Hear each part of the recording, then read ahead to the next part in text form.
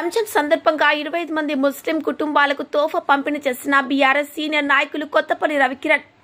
రుద్రూర్ మండల కేంద్రంలోని రుద్రూర్లో నేడు ఖదర్ పవిత్ర రంజాన్ మాసంలో సోమవారం రాత్రికి జరుపుకునే వేడుక సందర్భంగా పేద ముస్లిం కుటుంబాలకు తోఫా పంపిణీ చేసిన బీఆర్ఎస్ సీనియర్ నాయకులు కొత్తపల్లి రవికిరణ్. అలాగే వారు మాట్లాడుతూ ఈరోజు పేద ముస్లింల 25 కుటుంబాలకు తోఫా ఇవ్వడం ఎంతో అదృష్టమని, ముస్లింలు అత్యంత పవిత్రంగా భావించే రంజాన్ మాసంలో ఇచ్చే షబ్-ఏ ఖదర్కు ఎంతో ప్రత్యేక స్థానం ఉంది. పవిత్ర ఖురాన్ గ్రంథం అవతరించిన ఆ రాత్రిలోనే దేవదూతలు భూమిపైకి దిగి వస్తారనేది ముస్లింల ప్రగాఢ విశ్వాసం.